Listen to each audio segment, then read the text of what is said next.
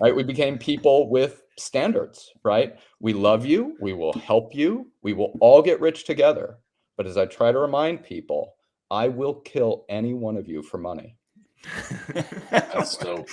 Gentlemen. Holy shit.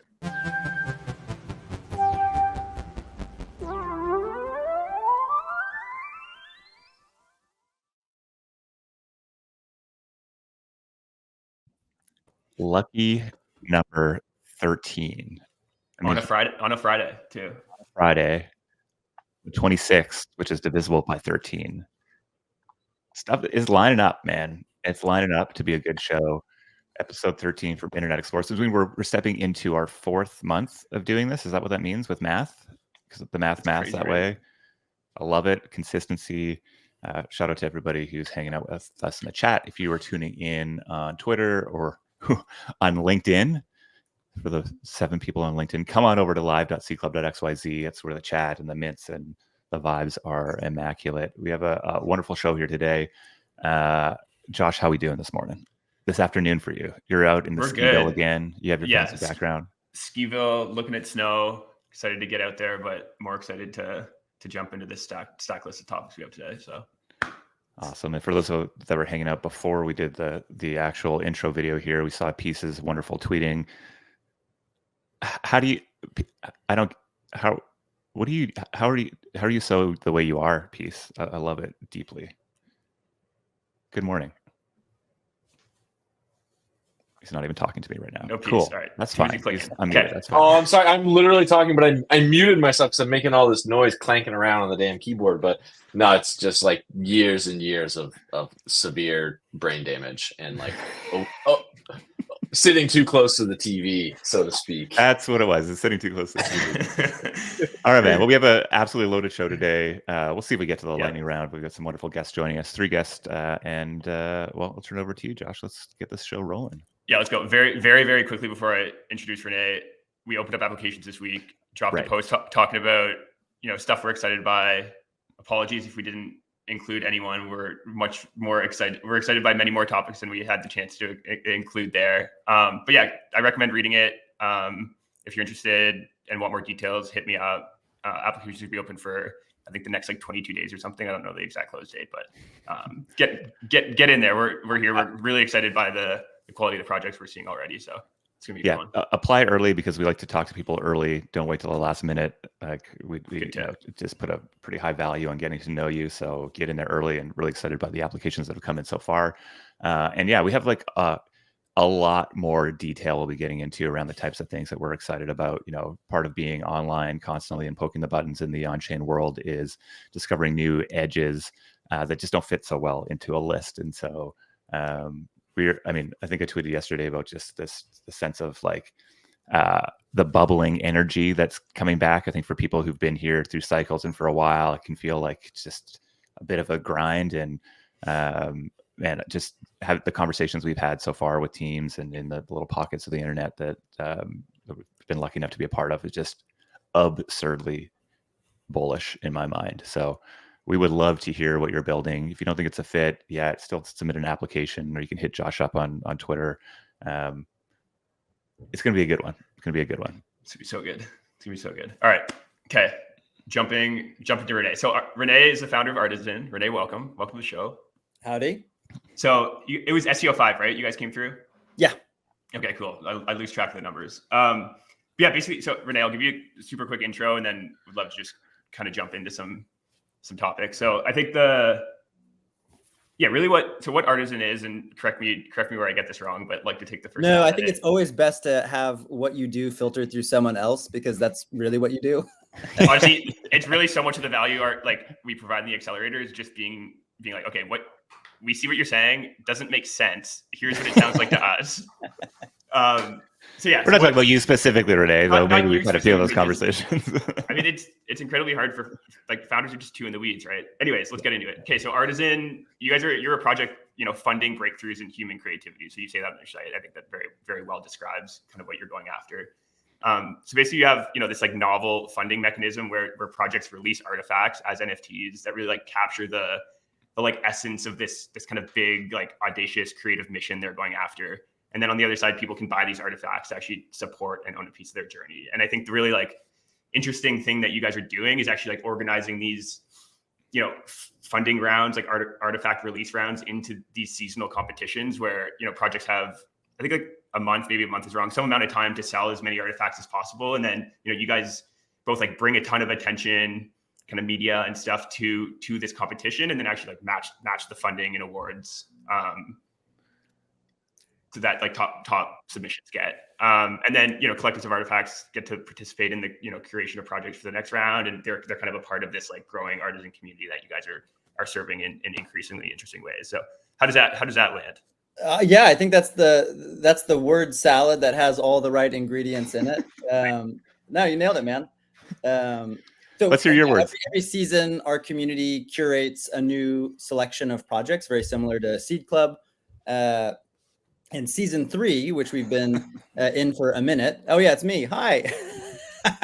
Your phone's buzzing, Renee. Yeah, for those of you who are here, I'm gonna have to say something naughty now. Oops. Well, anyways, I can't have 2 conversations with my mouth and my fingers, apparently. Anyways, we're closing season 3 in a couple of days. It's been a really amazing season. The quality of the projects has been phenomenal, and we've raised a good amount of money. I think we're going to break $300,000 raised for these creators. Last season, it was about 100,000. The season before that, it was about 50,000. So every season, we're more than doubling the amount of money that we're able to help creators raise for their projects. And similar to the intro that y'all gave, I guess that's why we're kindred spirits. We accept all sorts of crazy projects: art, science, technology, culture, all the weird little niches between those genres. And we're accepting submissions for season 4 now. So if anybody's listening to this and they're excited about Artizen and how it works, we're like constantly accepting submissions. We're always open to submissions, and we just roll into the next season immediately when one season closes. So if you're working on something under the very broad umbrella of human creativity, submit a project. If you resonate with any of the projects that are competing, you've got a couple days left to support them.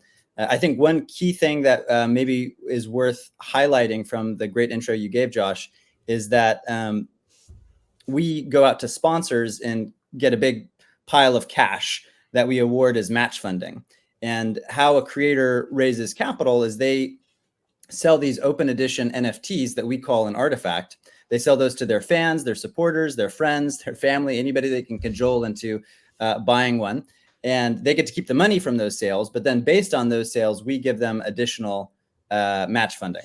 So the more sales a project gets, the more artifacts they sell, the more match funding they unlock. And the top project right now is a project from Trippy, who I think went through Seed Club, your 4th cohort, or maybe your 3rd one.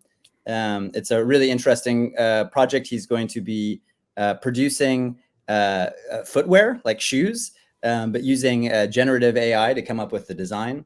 We're funding a new religion. Spirit DAO is, I think, ranked like number 6. It's right there. It's that great eyeball that you're scrolling past. Ron Rivers. I met him in Miami. I love him. I'm pro cult. Not saying that he's necessarily building a cult, but if he were, I would want to join it. So it's really, really broad, super diverse group of projects. And so, yeah, if you're interested in supporting them, you got a couple days left. If you are a creator yourself and you want to submit, I want to make sure everybody knows what Artizen is and how we can support creators working on the fringes of what's possible. Yeah, I think that what gets me excited about this, beyond just like the passion and experience and talent that you've brought together in the team to do it, like I'm just very excited about what you guys have been able to just manifest and create in the world already. But you know, seeing the growth in the amount of capital coming to these teams, and sort of the breadth of the types of things that get funded here, I think it's like I always talk about just the power of new mechanisms emerging in crypto, and like the innovation and explosion of innovation that kind of pops off out of them. And I think you guys have been running at something pretty novel here, bringing interesting, you know, on-chain actions together with all this you know, off-chain conversation and media and engagement that happens out there. And I mean, it's number going up to the right with both like the size and impact that you have here. And I think it's gonna be really interesting to see. Oh shit! Did Peacenode just buy a non-fungible plant NFT from? We're gonna talk about them later. We're gonna talk about them later. They're also a Seed Club project doing some cool shit. Yeah. Thank you, Peacenode, for doing that. I really apprate that. Sorry to interrupt you. I just saw. Renee, maybe, yeah.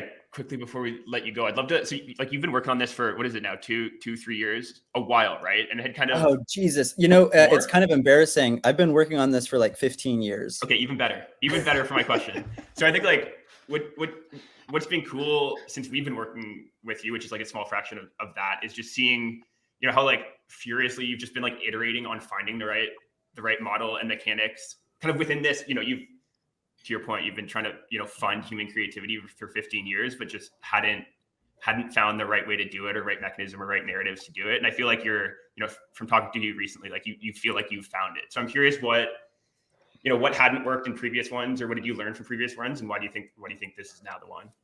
Yeah, well, I've given up on the idea that there is a right funding mechanism. I think that it's always context specific, and you're always building your, you know, product on shifting sands. So I've embraced chaos and also embraced the fact that this is going to just be a lifelong journey of trying to figure out always what's the right mechanism now to fund projects. But one of the things that's really working is, you know, we're trying to give ownership and control in a really thoughtful way to the people that are bringing value into the system. And so one of the cool things that we're doing is that when sponsors sponsor Artizen and put, you know, capital into that big pot of match funding, they get a couple of things. One is they get ownership in Artizen. I'm going to tease it out. We're launching a token soon, you know, weeks, maybe months at the most. But anyways, that allows them to have a curatorial voice and to help pick which projects end up competing. Same thing happens for collectors and fans who are supporting a project. When they buy an artifact, that unlocks special content around the project. It's going to, you know, it's similar to like Patreon, where when you subscribe to a creator you love, you get past that paywall, and you get to have a relationship with the creator and with the community of fans. You get early access to stuff. So these artifacts are going to have, you know, more than just the collectible value. They'll have utility to unlock community around a project. They also are part of the voting system right now. When you own an artifact, you get to vote for the projects that have been submitted and help us curate which projects end up competing. And for us, that like aligning those incentives and making sure that people who are putting value into the system get a real ownership stake in not only Artizen, but also the projects that we fund. That seems to be resonating. It seems to be, you know, an improvement on the standard crowdfunding model, where it's kind of, you know, you're getting a t-shirt or a mug and maybe the warm, fuzzy feeling of supporting someone you love, but you have no real ownership, and you have no potential financial upside if a project hits it big. And so we're trying to have that right alchemy of, you know, right balance of ownership and control, as well as amplifying your impact for the more altruistic instincts. You know, when you put money into the system, you're unlocking more money from other, you know, sponsors, from other participants.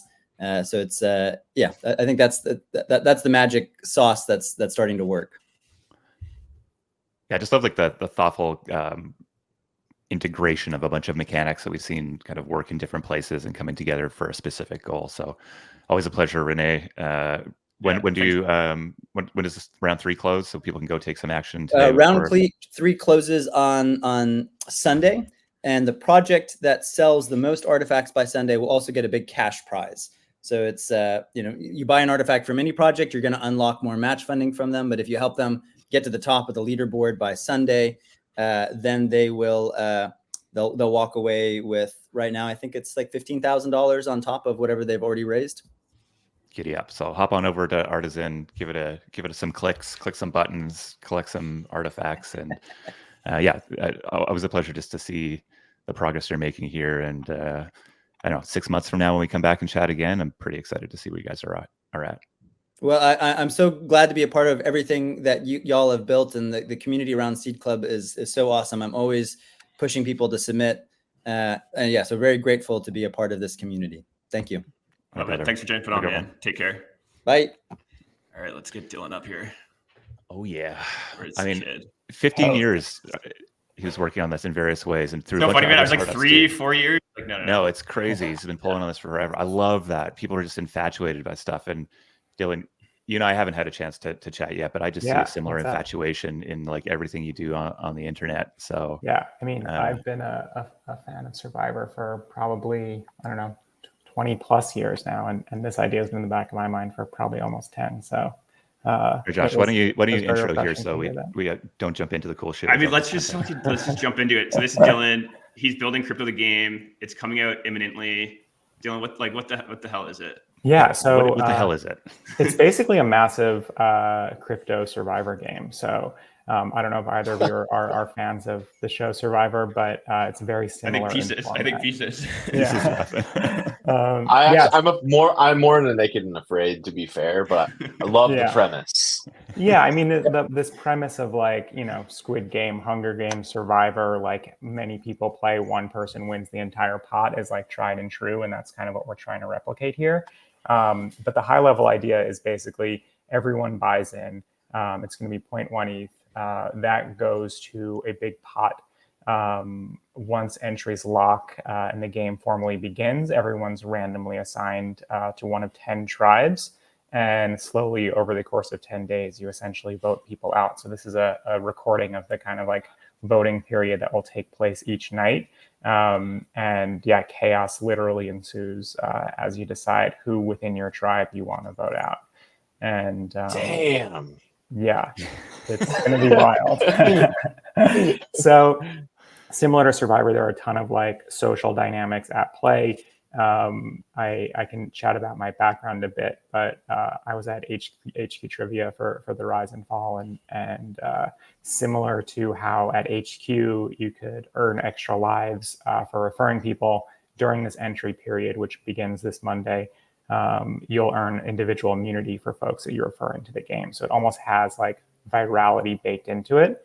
And then the other way to win immunity as a tribe is through these daily challenges. So basically every morning over the course of the 10 days of the game, there'll be a different tribal immunity challenge.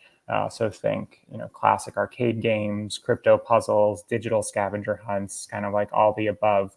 And whichever tribe wins that each day doesn't have to vote anyone out from within their tribe that night. All other tribes see that voting kind of module that you just showed from the Twitter account and have to send home some of their players. So for season 1, we're requiring everyone to connect their Twitter and play as themselves, which I think will really only like further dramatize the social dynamics. I feel like I'm either going to be voted out the first round or I'm going to be in the final 3, baby. There's no in between. Yeah. And speaking of final 3, my favorite part is that once we get down to that last night or that last day, everyone that was previously eliminated comes back on and votes for the winner. So you can't just backstab your way to the top and expect to win. You need to be like almost ruthless but respected. So, I love it. It's so crazy to watch it. We connected last week, and I spent the whole call just being like, oh, but like prediction markets could like exist alongside this, and what happens when people are like live streaming while they're playing or voting people out. And I think just like if this can kind of become this like center of attention for 10 days, I think what can just happen adjacent to it can just get I don't know if you guys know Brian from Unlonely, but I was we know Brian. Oh, nice. And he was saying that he's gonna go live and live stream his voting every night, and so I think it's like of course he is.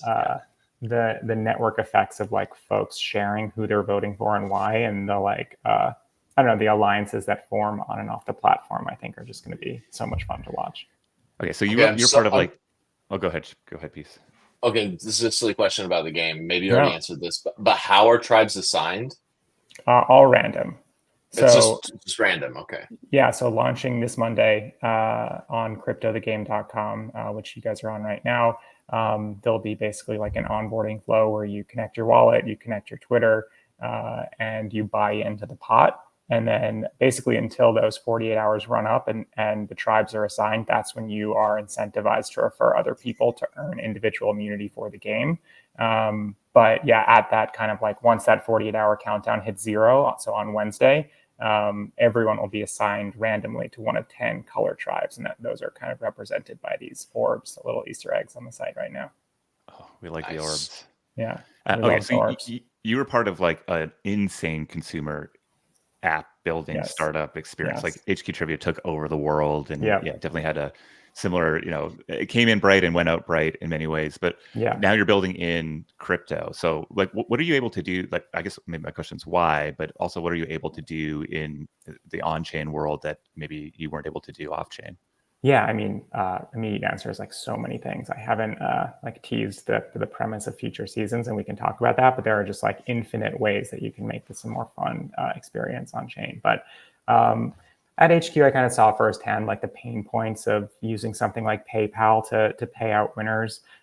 We basically lost money on every withdrawal. We had a set cash out limits, which was frustrating for players.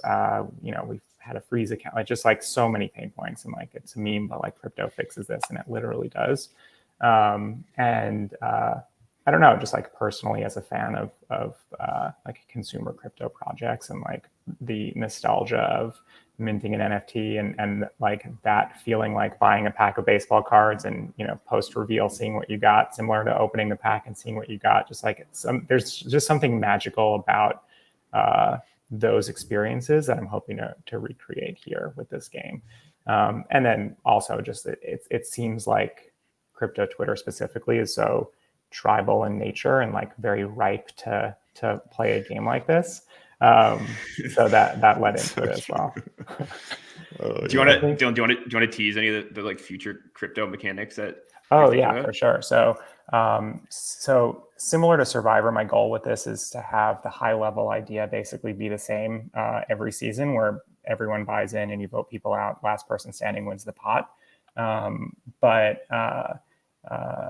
So season 2, I'm tentatively calling Anon Island, but you don't connect your Twitter account and you play fully anonymously and you mint an NFT, which is your slot in the game. And when you're voted out, that NFT is burned. But similar to like hedging a parlay, as you get closer to the end, you basically can sell your NFT for hypothetically much more than you paid to get in. So it almost creates this like dynamic of or like a marketplace for slots within the game. Imagine paper handing yourself.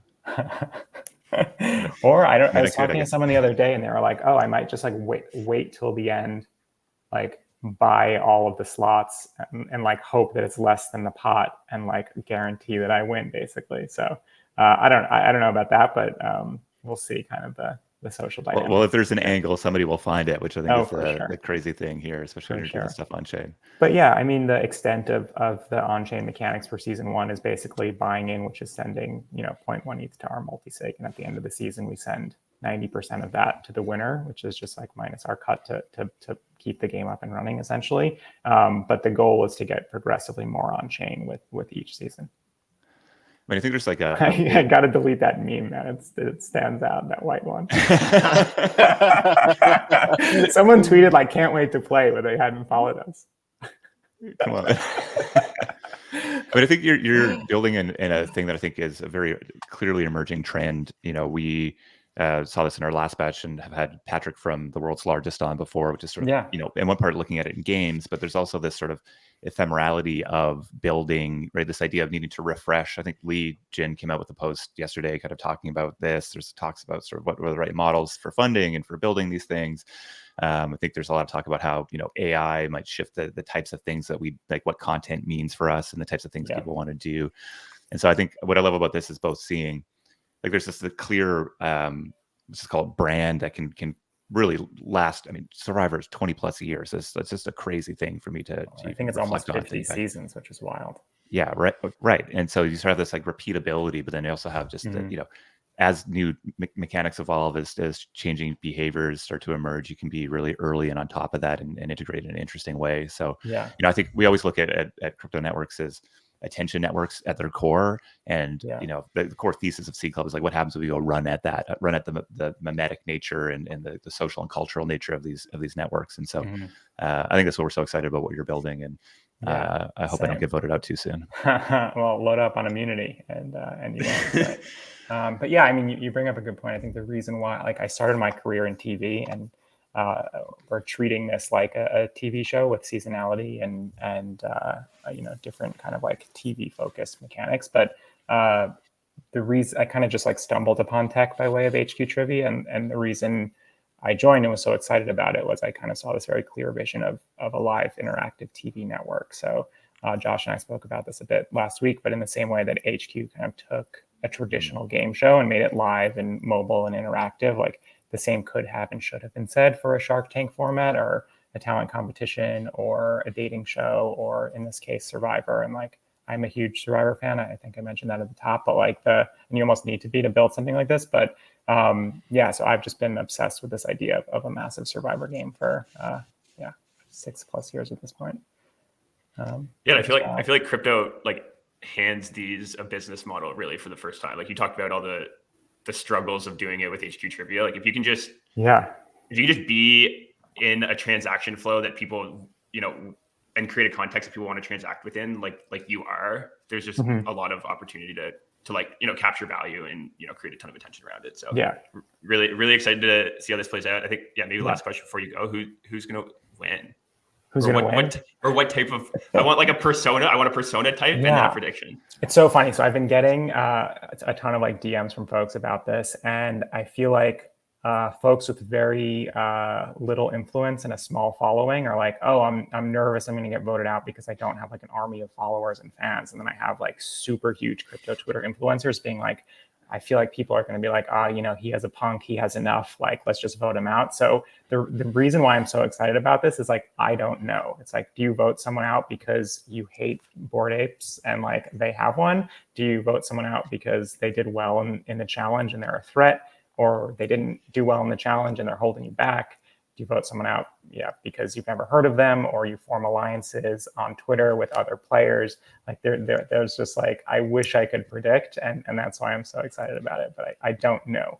And it's just like Survivor, right? There's like, sometimes there's someone that's just like so under the radar that makes it to the end, and you're like, wait, who is this? You've been on this whole season, and then they haven't like offended anyone, so they get more votes at the end. So it'll be interesting to see. I really can see it going any way and change every season. It's like winning dodgeball because you stood still at the back of the room. Yeah, it could be. You're speaking from personal experience, Peace? That sounds like a Peacenode strategy. Big time. Yeah, are you kidding me? 5th grade gym class? You think I'm going to run? No, I'm chilling. That's such the opposite strategy that I deployed. I was like, I want 15 balls in my hand and I want to be rolling all over the place. Yeah, and we'll definitely see both of those personalities on the game. So I'm more of the chirper. I want to get into your head. I want to mess with it. Here we go. We got 3 distinct personas. Let's see how it plays out. Yeah, we'll Sick. So Dylan, it launches Monday. Is that right? Yeah. So on Monday, we're going to open up entries. Again, like, you'll be incentivized to sign up early and refer as many people as you can to the game. On Wednesday, the 31st, we'll lock entries. Tracks will be randomly assigned. And 10 days later, someone will win the entire pot. Sick. It's gonna be a fun Game on. I just hope it goes really, really well. So you're like, oh fuck, I need to keep doing this. Same. Yeah. And we can just Well, I kind of have like seasons 1 through 3.5 like mapped out in my mind. So I never want to stop. So, and I'm not I'm never gonna stop. Oh, that meme is so good. It's so good. Yeah. All right, man. Well, wishing you the best in the final moments here before you push it live. It's always an exciting thing to work up to, and we're excited to dive in with you. Calm before the storm. Yeah, can't wait for you guys to play. I hope one of you wins. Me too. Awesome. Thank you, sir. Thanks, Dylan. Take care. Okay. Bye, guys. See you, dude. All right. Peace. Let's get our friend Wake up here. Let's do it. Let's see. I'm going to change some settings here so we can get some. Oh, all right, we got the 4 screen. Wait, can you hear us? Nice. Yeah, I can hear you.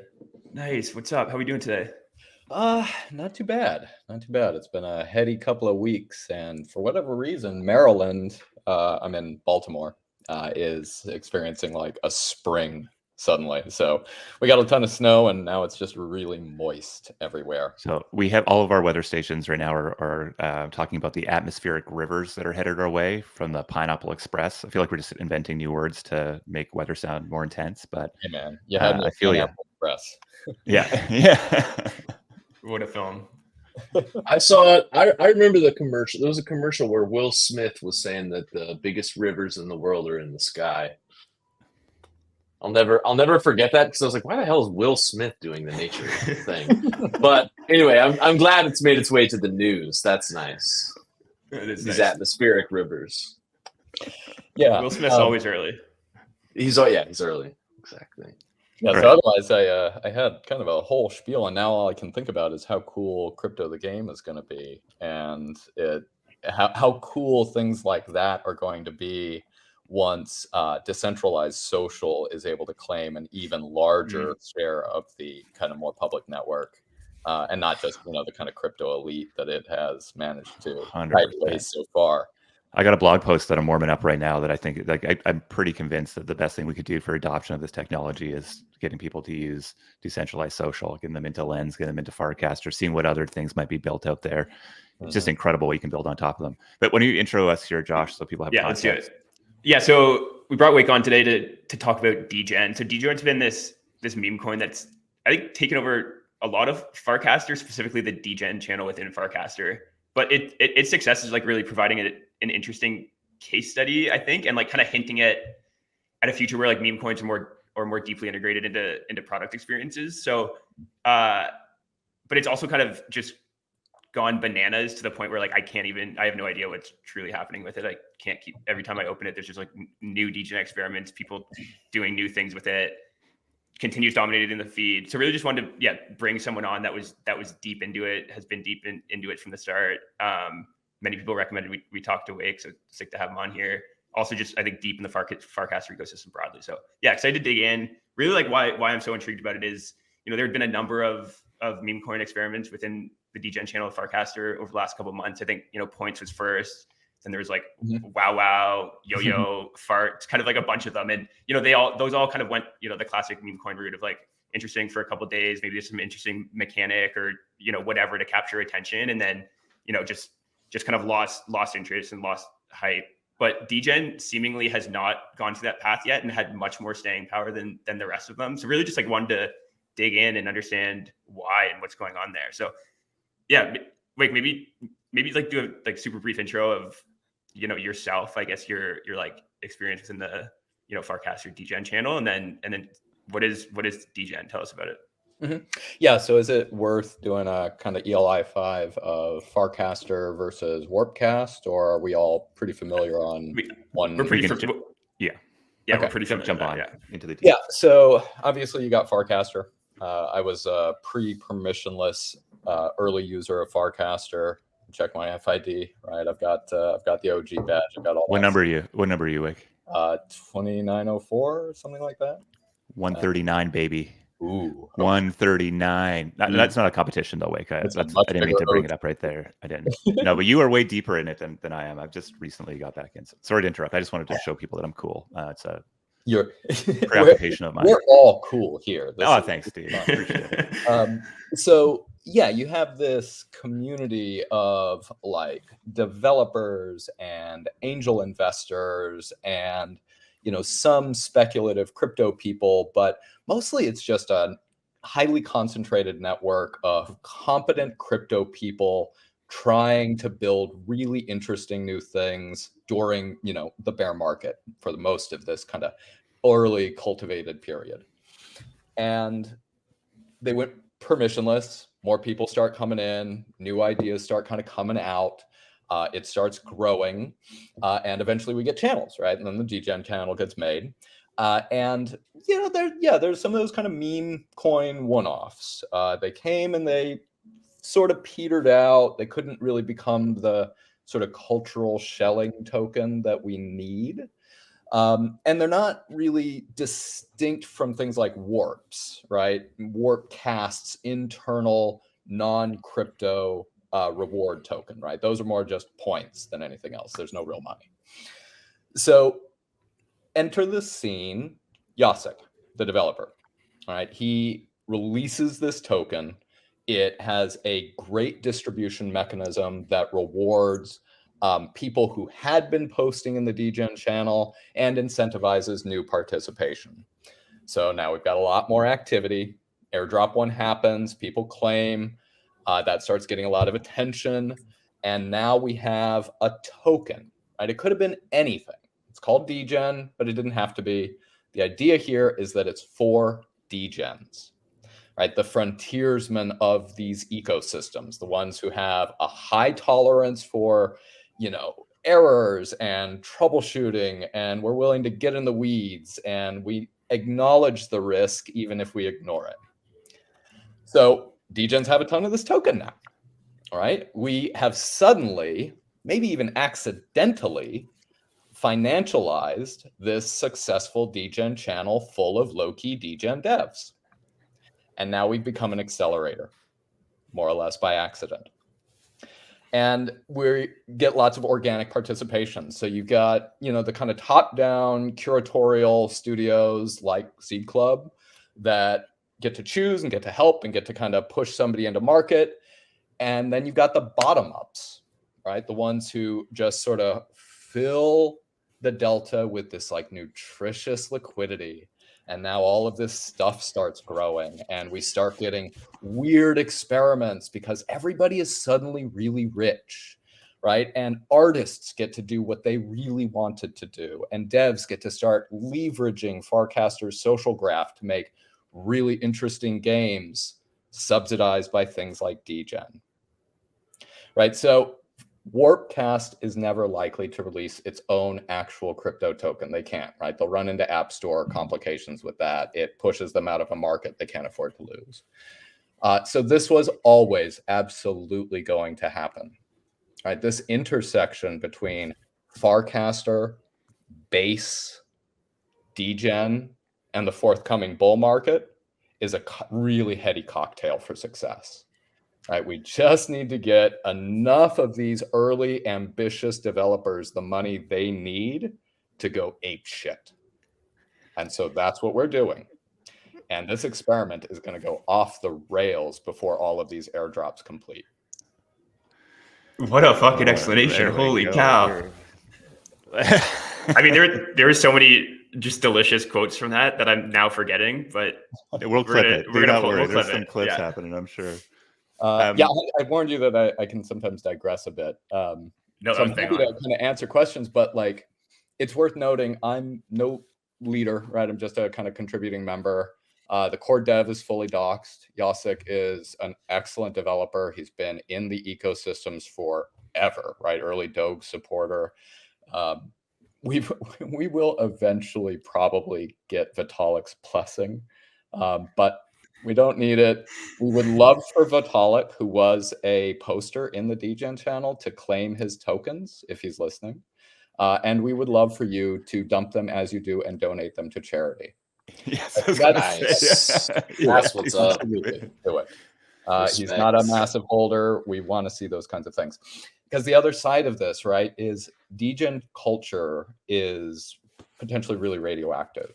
Right. Mm-hmm. It's sometimes really misogynistic. It's sometimes really exclusive. It's sometimes really condescending. And, that stuff is nasty. I think everybody should have an equal opportunity to lose their money in the casino. Right. I don't particularly care who you are. You're a Degen. Nice. And we needed something to kind of help enforce norms. Right. Farcaster, these are grownups. Right. We're not going to turn Farcaster into Twitter. We don't want that. So we became Degentlemen, right? We became people with standards, right? We love you. We will help you. We will all get rich together. But as I try to remind people, I will kill any one of you for money. That's dope. Gentlemen, holy shit. Be early, be ruthless, be a gentleman. Let's all do this together. But it is still PvP. I mean, the hat meme makes so much more sense now.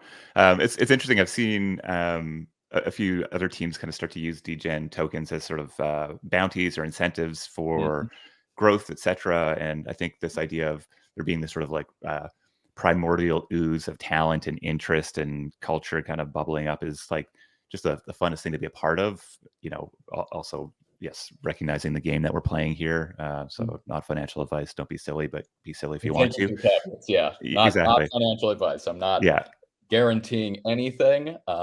This could, of course, crash to zero. I mean, I love the idea of saying we're adults, because I think that I've had somebody bring that up in another context. I thought that was a very good descriptor of the type of people that maybe great users here. Yeah, I think I'm excited. Been more deep in that channel recently. I missed out on the first airdrop, and doing my best to ensure that I'm primed and ready for the next one. But it is one of like the most active channels on Farcaster, and there's a density of people that are experimenting there that's just really exciting to see. And I think, you know, again, like if I go back to why I just feel like I agree with one of the first things you said, the power of Web3 social, these social graphs that can kind of be embedded into different experiences. It's really, I think, such an important thing, especially if we're building consumer apps, to really think about how not only can we integrate these things and build on top of them, but also, I mean, I think there's probably going to be many more built. I think that the space is huge, and you know, we'd love to be a part of that as well. But then just seeing like the types of things that get built, like how they're integrated into other products, right? Being able to bring a social graph into something that we do. I mean, really started thinking about maybe bringing that type of thing into the chat function here on Internet Explorers itself, right? There's just this crazy overlap that can happen there. And, you know, it's a good example of this is what Colin and the Paragraph team have been building and integrating Farcaster comments into as comments basically on there. So huge excitement for what you guys are building, and the weirdness is kind of emerging from there. And yeah, really appreciate it's going to be rad. Like contrasting something like Degen against Warps, right? We kind of dunked on Koopa Troopa a bunch earlier today. Koopa, if you're listening, we love you. That's an honest mistake. Right? Warps. No, that was brilliant engagement farming. The fact that you can now get tipped for engagement farming on Warpcast is just like Cooper is on the front end of that. It's definitely not going to happen. The Warps are worthless. Oh, the Warps are they're not worthless. Yeah. They're not worth it in the way that he was trying to associate it being worthful, though. I think I would agree. Right. With yeah. So, like, what's happening here is you can see that everybody wants Warps to be something that it isn't. Right? It can't be. It's not that kind of product. It has no extrinsic value. It can't leave Warpcast. It's Candy Crush points. Yeah. Right. But we needed something, and that's this. Right. Again, it was going to be something else. It ended up being this, and everybody's jumping on board. But the incentive to make alternative clients for Farcaster is now really high, right? We love the tip function. We need it. It's coming for Degen. We've already got a client in alpha. It looks great. It works well enough, right? All of that stuff is rolling out. But what's fascinating is now the devs are incentivized to kind of break out of the normal mainstream loop, right? Warpcast superficially resembles Twitter. We also have other clients that adapt Farcaster data to look more like Reddit or other versions of Twitter, right? But eventually we're going to disembark from the old roads, and we're going to start adapting that data into new kinds of social experiences, right? This stuff is familiar. It's helping to get people onboarded, and that's super great, but we were not going to just make LinkedIn for crypto. Right? The contribution that Degen can make is it adds sugar to an already volatile cocktail.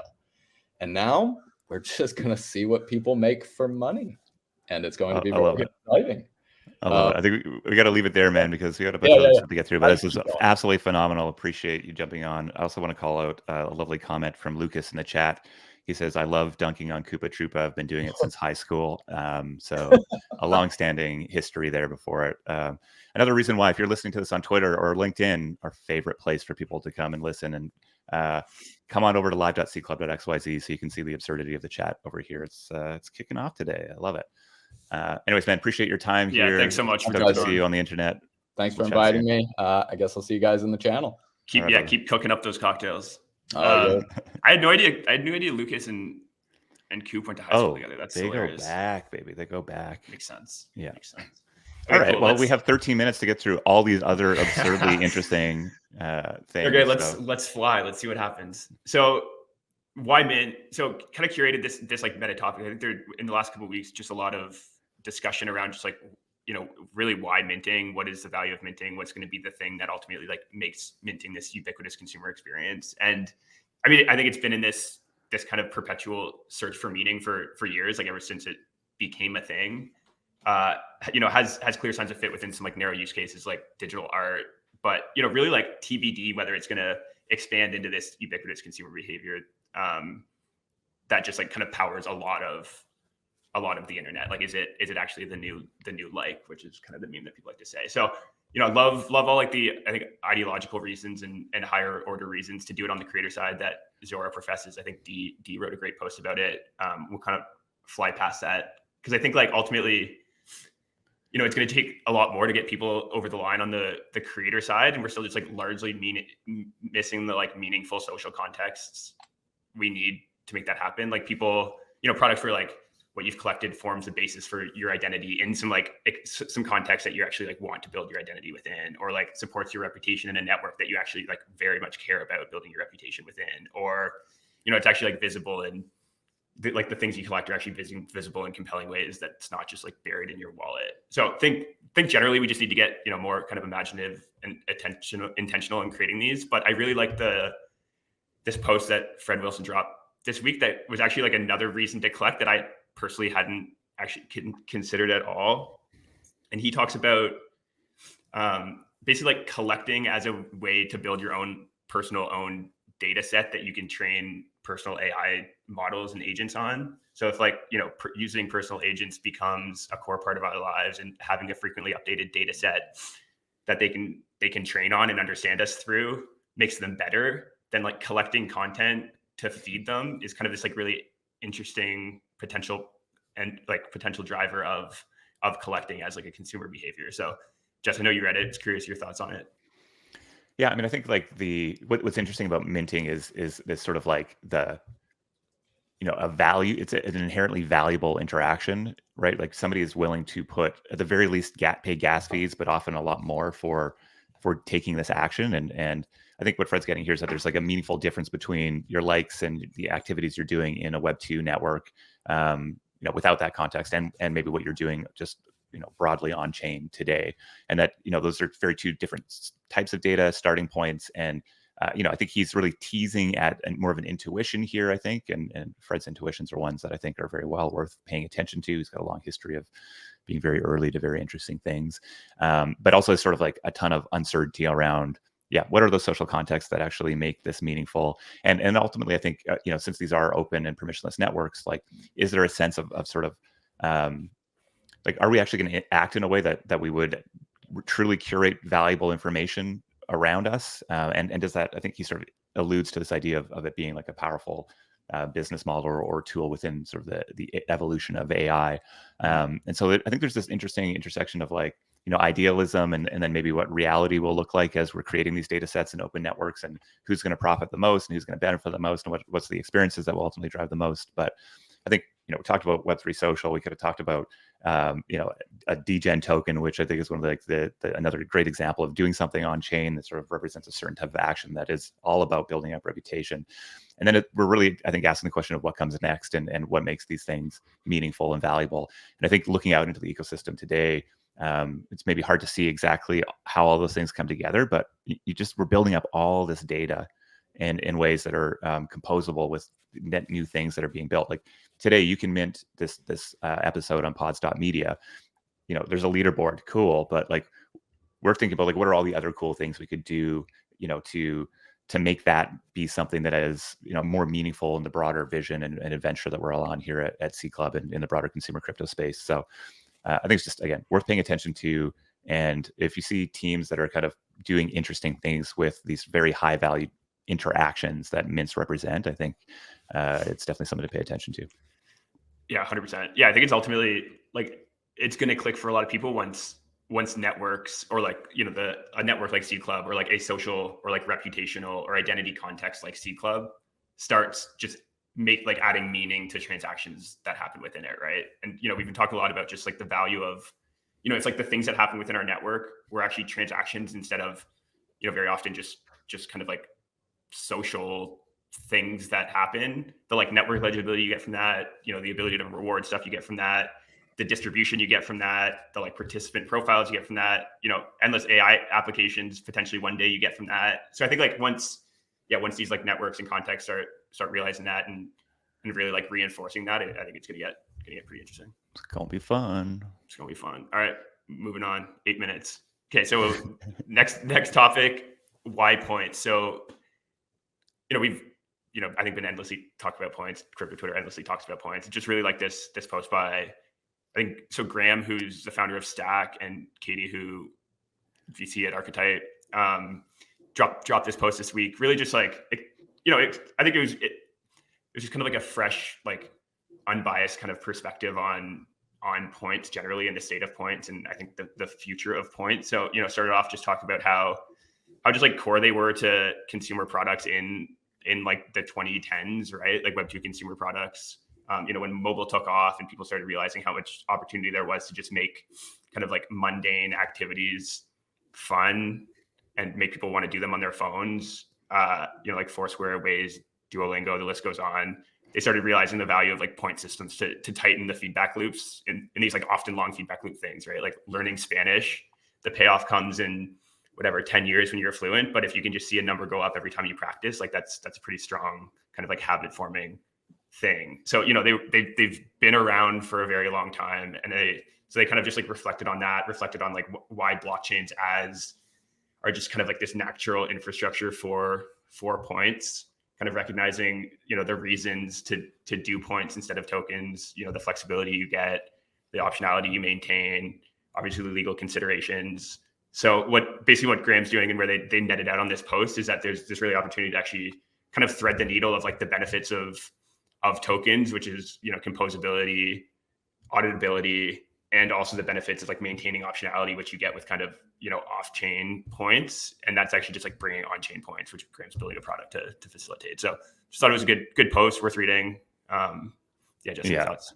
Well, I think I think a lot of people are sleeping on points. I see a lot of hot takes from the more ideological side of crypto, which, I always love because it's a great counterbalance. But I think there's a lot of other evolutions here that points, maybe perhaps like the biggest benefit I think is that maybe points are just a lot more accessible to the next wave of people that come in. The idea of like, if we can think of tokens and crypto generally being, disdained, you don't have to go too far into other networks to see like the hate for tokens, that maybe points actually become a thing that are a bit of a bridge. I think I tweeted today that I think points and mints are like the thing that makes crypto approachable again.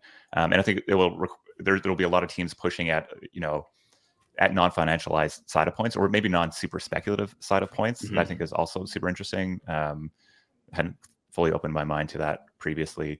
And so, I think the thing that gives me confidence in that is like the internet broke yesterday with Kith. Is that how you pronounce it? I'm not cool enough to know how to pronounce these cool brands, but Kith doing a loyalty points where they actually did a retroactive airdrop of points to anybody who's purchased over the last 10 years and have rolled out a very compelling, reason to want to continue to collect. And so I think, you just sort of see these things bubbling up in a bunch of different areas and become sort of natural crossover points. Pun? Maybe not a pun, just using the word again. So I think I don't know what it becomes, but we're in this sort of stage of the market right now where I think we need to be really paying attention for what the emerging mechanisms and narratives are going to be, and I would have points as one of the main ones to pay attention to right now. Yeah, I think points being more accessible is such a great point because we're all just so comfortable with tokens at this point that that's what we want. But the like mental overhead of understanding what a token is, understanding how to like think about this volatile asset as like this kind of in-game currency. It's like, should I spend this? What if it's 10x next week? What if it's half the price next week? So I think the accessibility of points compared to that for like normal people is definitely overlooked. Agreed.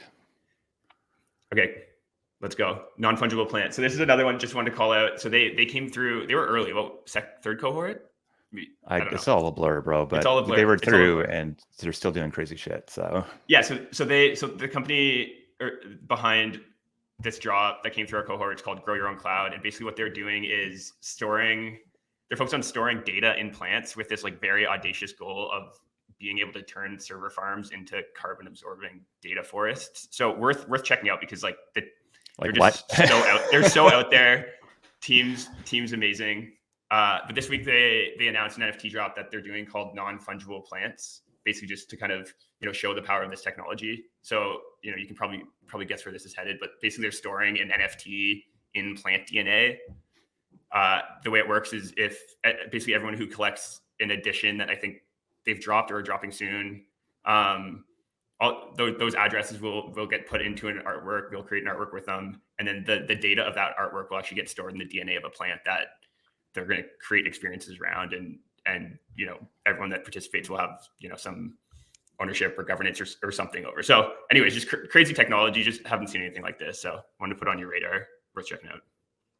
Yeah, it's super fun. It's literally storing data in plants, which you go like how and why, and those are all fair questions, and I can't answer them, but they're doing it, and they've been in so many different like events, conferences, displays, just cool setups in other places, and seeds and all this sort of stuff. I think it's super exciting. So yeah, they're doing an IPO. They're doing an initial plant offering. There's some good language, like seed round, initial plant offering, non-fungible plants.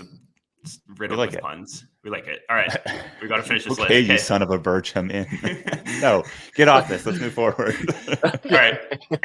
So yeah, last what I want to talk about today, just kind of as a way to like step into something we're seeing is pump.fun. So we've been talking to a ton of teams just since announcing our upcoming accelerator cohort, and one category that is just like so clearly bustling with experimentation is meme coins. Like the number of projects we talked to that are building that are just kind of like recognizing the signs that these are like powerful new social primitives with very clear demand, but like the current experiences to actually current products to actually experience that are just still janky as fuck. And like there's a huge opportunity to actually just demystify them and make getting to this like clear value that exists around them easier.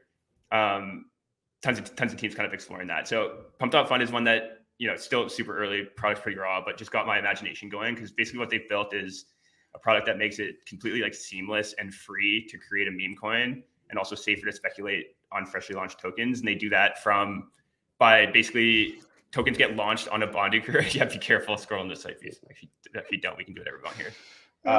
Find the hot dog. I made that from our show last week. Great meme. But basically what they do hot is dog to $1.50. Sorry, pre-programmed. Yeah, pre-programmed. It's programs, exactly. So tokens get released on a bonding curve. So anyone, there's like trusted liquidity there. You can't get rugged. Obviously, people can still sell, but your liquidity can't get yanked from it. And then once it hits a certain threshold of market cap, which I think is 69,000. Of course, 69,000. Yeah.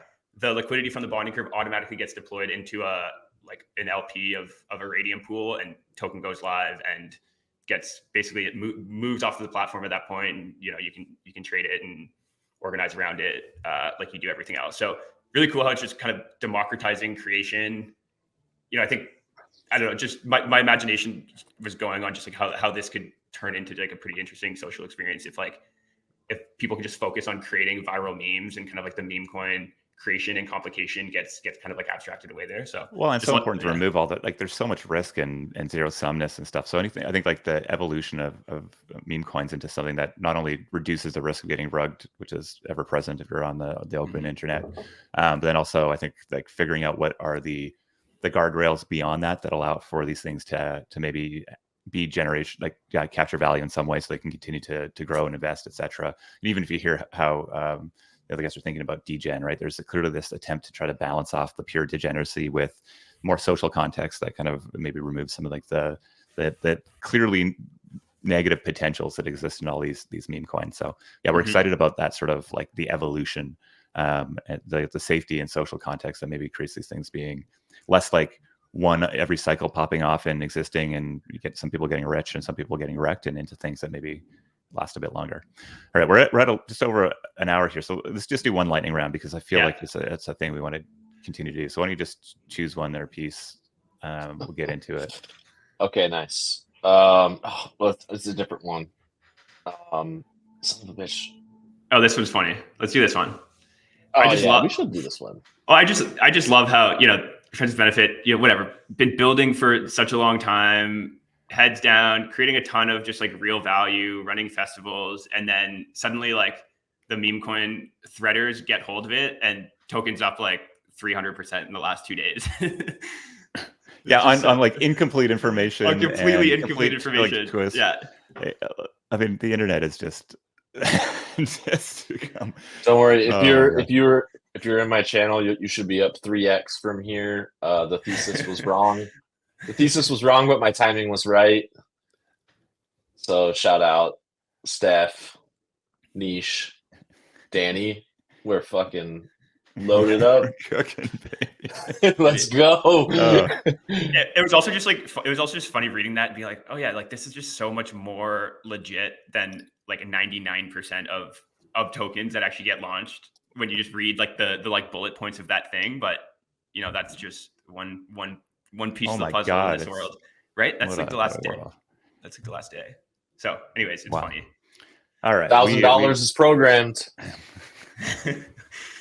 We did All it. right, we did it. We hit a lightning round. We're back here. The last half hour has been a lightning round, or last 20 minutes has been a lightning round. Exactly. We're back here every Friday, 10 a.m. Pacific, 1 p.m. Eastern time. Absolutely love everybody that's in the chat. You guys are incredible. Thank you for hanging out with us here today. Thank you for retweeting and sharing this stuff. We're having a lot of fun doing this stuff. So even if I think if nobody showed up, I continue to do it because I like talking with you, Josh and Peace. But really cool to see the audience start to grow, and we have a lot of fun things planned there.